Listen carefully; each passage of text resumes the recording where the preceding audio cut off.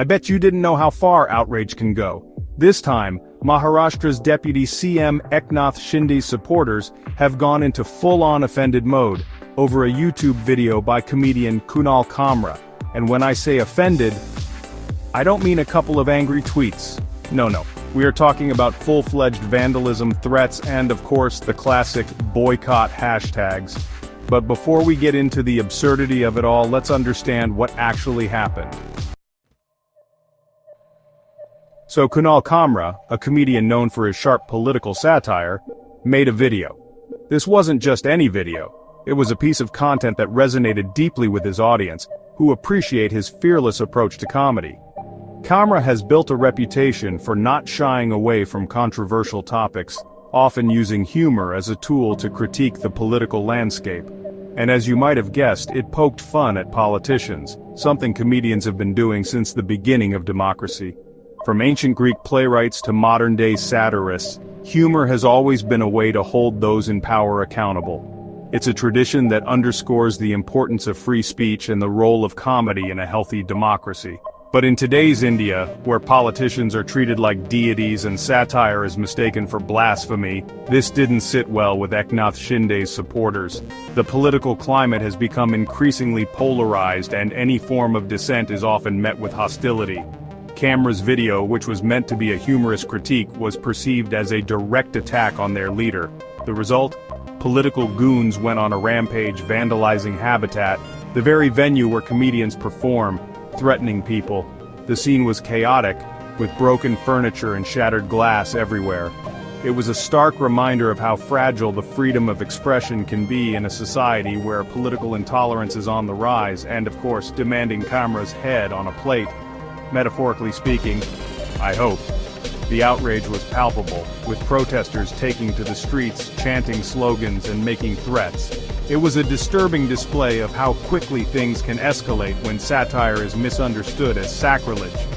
This incident has sparked a broader conversation about the limits of free speech and the role of comedy in political discourse. Now, here's where it gets hilarious. In their blind rage, these self-proclaimed protectors of democracy started protesting outside the wrong venue.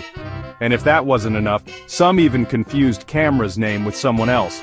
Just imagine, people getting angry, chanting slogans, vandalizing property, and all of it at the wrong place. This is what happens when outrage is fueled by WhatsApp forwards instead of facts. But let's step back for a moment. This issue is much larger than it appears on the surface. It's not just about one individual or one incident, it's about a growing trend that threatens the very fabric of our society. Because this isn't just about Kunal Kamra, it's about the freedom of expression for every artist, comedian, and performer in India. It's about the right to make people laugh, to provoke thought, and to challenge the status quo without fear of retribution. The real issue here is the growing intolerance towards comedians and artists in India. Remember Agrima Joshua? She faced a torrent of abuse and threats for a joke that was taken out of context. This wasn't an isolated incident, it's part of a disturbing pattern. She was hounded by goons because of a joke about Chhatrapati Shivaji Maharaj, a joke that wasn't even offensive. The backlash was swift and severe, highlighting a dangerous trend where mob mentality overrides reason and dialogue. What about Nalin Yadav and Mohit Marani? These comedians were arrested for jokes they didn't even tell. Their case is a chilling reminder of how far things have gone. The mere suspicion of offending someone can land you in jail. They were jailed for jokes they didn't even tell. This is not just an attack on comedians. It's an attack on the fundamental right to free speech. It's a signal to everyone that dissent, humor, and satire are no longer safe. Yes, you heard that right. Getting arrested for a joke that was never cracked. This is the reality we are facing today. The space for free expression is shrinking and the consequences are dire. Welcome to the new India, where even silence can be offensive. In this climate, the fear of backlash stifles creativity and silences voices that dare to speak out. It's a dangerous precedent that threatens the core values of our democracy. So why are we seeing this dangerous trend? The answer is simple: mob vigilantism. When political leaders encourage outrage, whether directly or indirectly, their supporters see it as a green signal to take matters into their own hands. And the best part? No consequences. These mobs rarely face legal action, and if they do, it's just a slap on the wrist. Meanwhile, the victims, comedians, journalists, artists, are forced into silence. A brilliant strategy, right? Silence the critics while making your supporters feel powerful. But hold on, isn't India the world's largest democracy? Doesn't our constitution guarantee freedom of speech? Ah, yes, but there's a catch. Because in today's climate, that freedom comes with a big asterisk. Asterisk conditions apply. If your joke offends the wrong people, prepare for legal cases, threats, or worse. Meanwhile, politicians can say whatever they want, hate speeches, divisive remarks, open threats, and somehow, they always get away with it.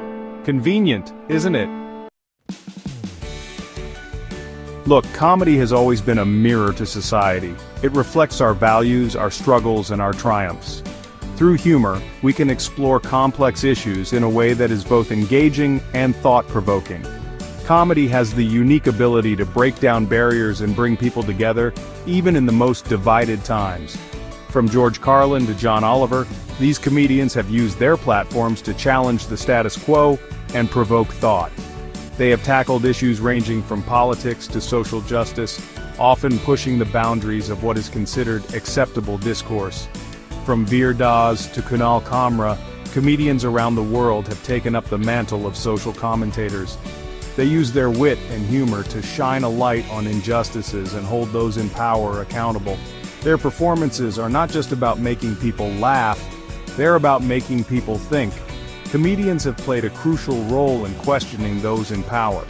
Through satire and parody, they expose the absurdities and hypocrisies of political figures and institutions. This form of comedy is essential in a healthy democracy, as it encourages critical thinking and public discourse. If a politician can't take a joke, maybe the problem isn't the comedian, it's the politician. Humor can be a powerful tool for revealing the true character of our leaders.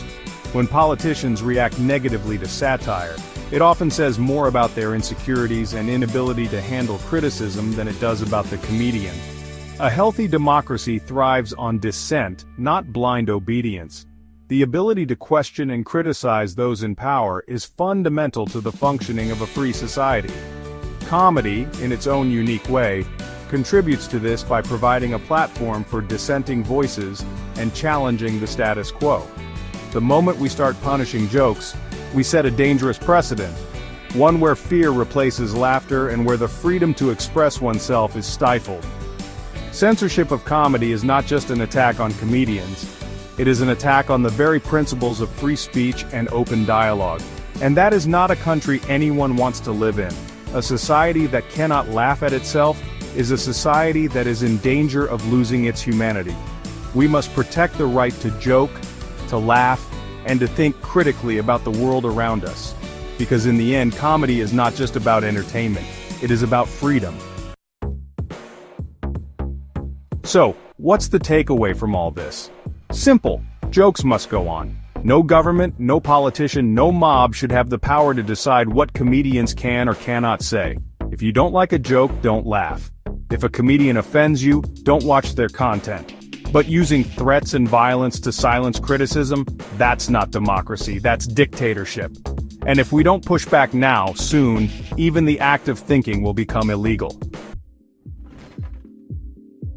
Until next time, stay aware, stay critical, and most importantly, keep laughing. See you soon.